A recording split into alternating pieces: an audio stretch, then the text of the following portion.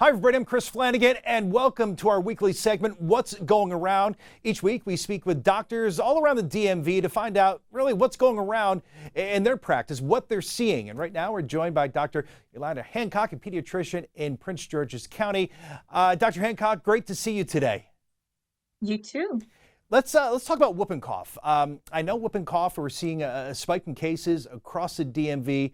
What exactly is whooping cough? So, whooping cough is caused by the pertussis bacteria. It's actually a vaccine preventable disease. And I really didn't think I would see a lot of pertussis again, given the fact that we have a vaccine available for our little ones. We start vaccinating against pertussis at the age of 2 months. Those vaccines continue through until the age of 4 years. But, Chris, what we're seeing is a decline in what we call herd immunity. So, when we collectively do not vaccinate against certain diseases, we see those diseases show back up. And that's exactly what we're seeing in the country here, particularly in the DMV as well. How are some of these cases of whooping cough diagnosed? How do mom and dads and caregivers know that their child is suffering from whooping cough? Very good question. So, whooping cough starts as no differently than a common cold. You'll feel a little bit of chest tightness, cough, runny nose, and then the cough actually gets a little bit better. And then within about a week or so, there's a cough like you've never had before. Coughing spells that make you choke. You feel like you can't catch your breath, which is why it's called whooping. So you'll cough, cough, cough, and go because you're trying to catch your breath as you cough. Whooping cough can be so severe, it can result in people being hospitalized.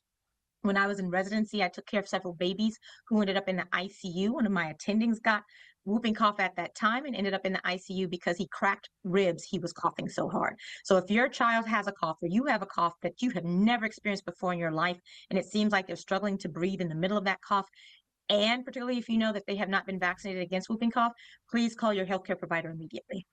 Dr. Hancock, is it more prevalent now among children than adults? You hear about it more in kids, but can adults get it equally as much as children? Right. So usually what happens is there's what we will call an index child. So one child will have whooping cough and then it spreads throughout the family and within the community. As an example, when I was in residency, there was one 4-year-old who came to his mommy's breastfeeding class with a bunch of 2-week-old babies. Almost every single baby and a good majority of the mothers ended up with whooping cough as a result of that one exposure. And so it usually starts with a child, but then can spread across communities, especially if little ones are not vaccinated. And for adults, you have to pay attention to whether or not you've gotten a recent TDAP, to make sure that you've gotten a pertussis component to your tetanus shot.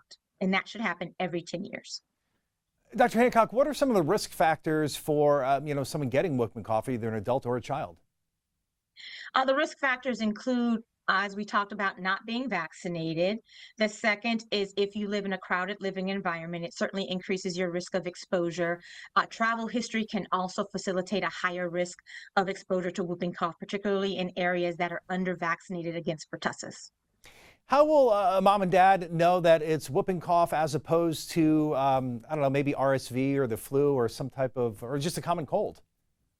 Good question. It really is that prolonged, what we call a prolonged symptoms, right? So they will cough for a while, maybe 2 weeks. They will seem to get better. And then all of a sudden, the cough will get even worse than it was before. And whooping cough is classic for that sound at the end. So if you're hearing that, go see the doctor so that you can get it checked out. There are other things that we have to consider. To your point, Chris, RSV is one, walking pneumonia is another. So if the cough is worsening as opposed to getting better, that is an indicator that you should get checked out. Dr. Hancock, you had mentioned earlier that fewer kids this year are getting vaccinated, or the last couple of years getting vaccinated for whooping cough. Let me ask you, there's a new administration coming in. There'll be a new health director, HHS secretary. How do you think this will impact families and kids perhaps getting vaccinated for illnesses like whooping cough? My biggest concern, Chris, is that there will no longer be requirements for children to get vaccinated, thereby facilitating families making decisions not to vaccinate their families or their children. Half of my patient population are families who have either opted not to vaccinate or to vaccinate at an alternate schedule. So it's not that I'm opposed to families making personal decisions that are best for them.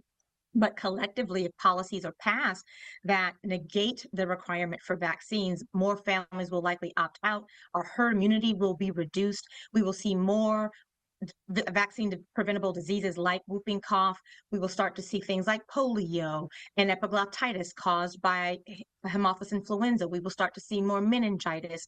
There are diseases that I thought I'd never see again as compared to the beginning of my practice in pediatrics that I'm fairly certain that I will see again. And it's not a scare tactic for families.